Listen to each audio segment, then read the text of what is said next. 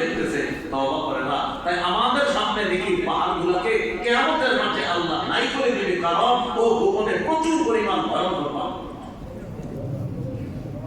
এগুলো আখিরাতের ভাই, গোপনে পাপ করেন না। গোপন পাপ সহজ, একদম সহজ। ওই যে বললাম পকেটে পকেটে আছে। এই জন্য গোপন পাপ থেকে বাঁচবেন কিভাবে? চাকরিজীবী যারা আছেন, চাকরি স্থল থেকে ফেরার পথে আড্ডাবাজি করবেন না, সরাসরি বাসায় চলে যাবেন। বাসায় গিয়ে স্ত্রীর সামনে সামনে থাকবেন, ছেলে মেয়ের সামনাসামনি বেশি থাকবেন, মা বাবার সামনাসামনি থাকবেন, আড়ালে এক রোজা আলাদা থাকবেন না। সার্বক্ষণিক হয়তো বিবির সামনে, না হয় ছেলের সামনে, মেয়ের সামনে, না হয় মা বাবার সামনে থাকবেন। কারণ আপনি আলাদা হইলেই ইংলিশ বলবে দেশের খবরটা দেবেন, পরে দেশের খবর দেখতে গিয়ে আপনাকে ভিন দেশে নিয়ে যাবে। ঠিক, ইংলিশ আপনার ঘটাবে। আর বাইরে যদি থাকেন, ভিতরে না গিয়ে বাইরে বেশি থাকেন, ইবলিস আপনার খোঁজা অন্তর্গত দিয়ে দিবে। এজন্য রাসূল সাল্লাল্লাহু আলাইহি সাল্লাম বলেছেন, ওই ব্যক্তি অনেক সফল, ওই ব্যক্তি অনেক সফল। তিনটা গুণের কথা নবী বলছেন, এর মধ্যে একটা হলো কান্নাকাটি করতে পারে।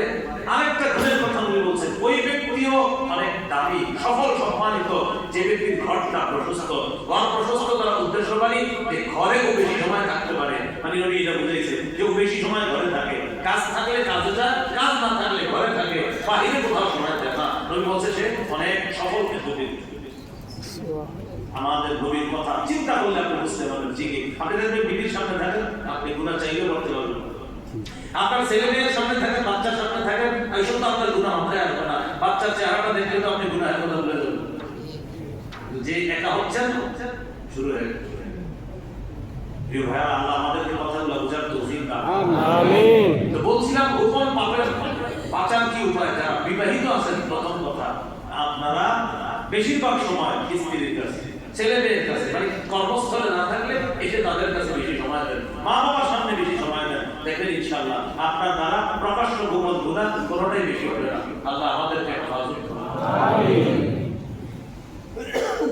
এবার আপনাদেরকে চারটি কথা বলি, খুব মন দিয়ে শুনুন। আমার আপনার গুনাহের বিরুদ্ধে কিয়ামতের ময়দানে প্রধান চারটা সাক্ষী হবে। কয়টা সাক্ষী? এক নাম্বার সাক্ষী হলো জমিন। মাগরিবের নামাজে ইমাম সাহেবরা দেখবেন প্রায় সময় একটা সূরা পড়ে, ইযা যুলজিলাতিল আরদু জিলজালাহা, এই সূরাটা পড়ে। এই সূরার 4 নাম্বার আয়াতে আছে, ইয়াউমা ইযিন তুহাদ্দিসু আখবারাহা, সেদিন জমিন তার সব বৃত্তান্ত বর্ণনা করে দিবে। বিআন্না রাব্বাকা আওহালাহা, কেননা আপনার রব জমিনকে আদেশ করবে আর জমিন সব বলে দিবে। আয়াতের ব্যাখ্যা আসছে, জমিন কিয়ামতের ময়দানে আল্লাহর কাছে কিভাবে বলবে জানেন? আল্লাহ, অমুক দিন, অমুক সময়ে, জিরাবুন, অমুক এলাকায়, অমুক টাইমে আমার উপরে, ওই ঘরের পাশে, ওই মুহূর্তে এই পাপটা করছে, আমি জমিন আপনার কাছে মামলা দায়ের করব। আমি কম বলছি, বললাম যে ওই টাইমে আরো বেশি তাফসীরে দিতে ভালো বেশি আছে। ওই মুহূর্তে, ওই টাইমে, ওই পোশাকে, এইভাবে, ওই অবস্থায় আমার উপরে দাঁড়িয়ে, ওই সময় এতটা বাজে, ওই এলাকার মধ্যে, মানে আরো যা যা বলা, জমিন সব বলে বলবে আল্লাহ আমি মামলা দায়ের করব। এই হলো জমিন তার বৃত্তান্ত বর্ণনা করে দিবে। এই জন্য আমি আপনি গুনাহ করবো কোথায় একটু তাকাইবেন যে আমরা জমিনের উপরে আছি। এই জন্য একটা বুদ্ধি আছে, জমিনের সাক্ষী থেকে বাঁচায়। বলবো জমিন আমার আপনার গুনাহের বিরুদ্ধে সাক্ষী দিবে না, বুদ্ধি আছে। বুদ্ধি হলো দুই কাজ করলে হতে পারে। এক নাম্বার, জমিনের বাইরে গিয়ে যদি গুনাহ করেন তাহলে জমিন আপনার বিরুদ্ধে সাক্ষী দিবে। কোথায় গিয়ে গুনাহ করলেন? জমিনের বাইরে, তো জমিন আপনার বিরুদ্ধে সাক্ষী দিবে না। এখন আপনারা বলবেন হুজুর এটা কি সম্ভব? তো যেহেতু সম্ভব না, দ্বিতীয় আরেকটা উপায় আছে, হুজুর সেটা কি? গুনাহ ছেড়ে দেওয়া। জমিনের সাক্ষী থেকে বাঁচার দুই উপায়, হয়তো জমিনের বাইরে গিয়ে গুনাহ করেন, জমিন আপনার বিরুদ্ধে কিছু বলবে না। যদি বলেন হুজুর এটা তো সম্ভব না, তাহলে গুনাহ ছেড়ে দেন। জমিনের উপর থাকবেন তো গুনাহ করতে পারবেন না। গুনাহ যদি করতে হয় জমিনের বাইরে যান। জমিনের সাক্ষী থেকে বাঁচবেন দুই উপায়। এক, হয়তো জমিনের বাইরে গিয়ে গুনাহ করেন, হুজুর এটা সম্ভব না, তাহলে জমিনের উপর থাকলে গুনাহ ছাড়েন। এই হলো এক নাম্বার সাক্ষী, জমিন। দুই নাম্বার সাক্ষী ফেরেশতা, আমার আপনার আশেপাশে এই মুহূর্তে আছে।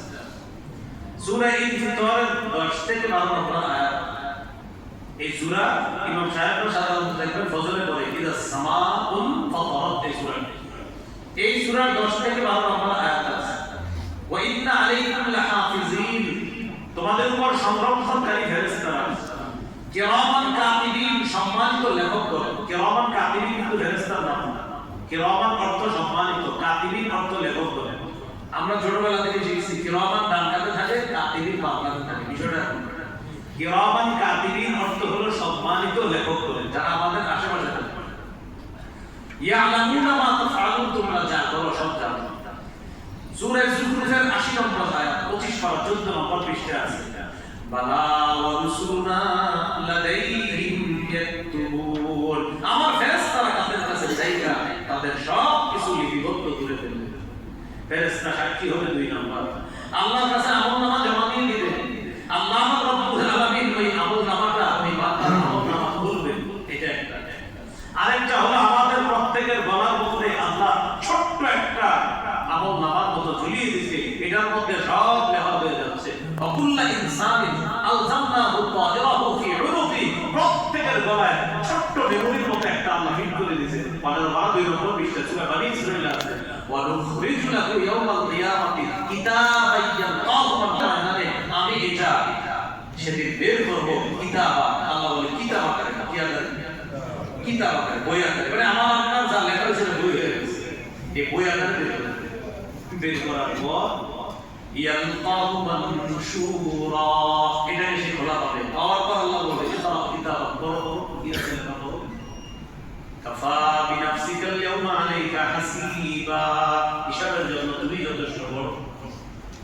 সূরা কাহফের মধ্যে আছে ওয়াউদিআল কিতাবু ফাতারাল মুজরিমিনা মুশফিকিনা মিম্মা ফীহি, নবী আপনি অপরাধীদেরকে দেখবেন তারা তাদের আমলনামার মধ্যে তাকায়া ভীত সন্ত্রস্ত হয়ে বড় বড় চোখ করে তাকায়। ওয়ায়াকুলুনা ইয়া ওয়াইলাতানা মা লিহাযাল কিতাব লা ইউগাদিরু সগীরাতান ওয়ালা কাবীরাতান ইল্লা আহসাহা, তাকায় বলবে হায় হায় এটা কেমন কিতাব, ছোট বড় কিছুই ছাড়ে নাই, সবই তো এখানে লেখা আছে। এটা সত্যি, এটা বাস্তবিক ঘটবে। এটা এমন না যে বললাম শুনলে না হয়ে গেল, না, এটা বাস্তবিক এমন।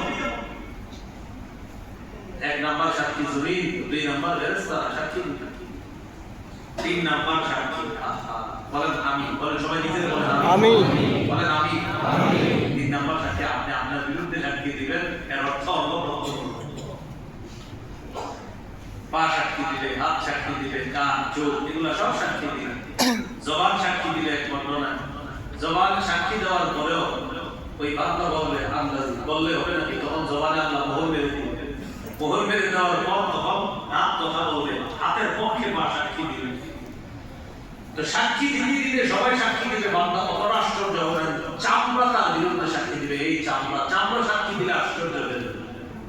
২৪ পারা ১৭-১৮ নম্বর পৃষ্ঠা আছে সূরা হামিম আস-সাজদা ২০ নম্বর আয়াতে আল্লাহ বলেন হাত্তা ইযা মা জাউহা শাহিদা আলাইহিম সামউহুম ওয়া আবসারুহুম ওয়া জুলুদুহুম বিমা কানু ইয়ামালুন, যখন জাহান্নামের কাছে আসবে তাদের কান, তাদের চোখ, তাদের চামড়া তাদের কৃতকর্মের ব্যাপারে সাক্ষী দিবে। وقالوا لجلودهم لما شهدتم علينا, সেদিন মানুষ চামড়াকে বলবে চামড়া তুইও আমার বিরুদ্ধে সাক্ষী দিবি।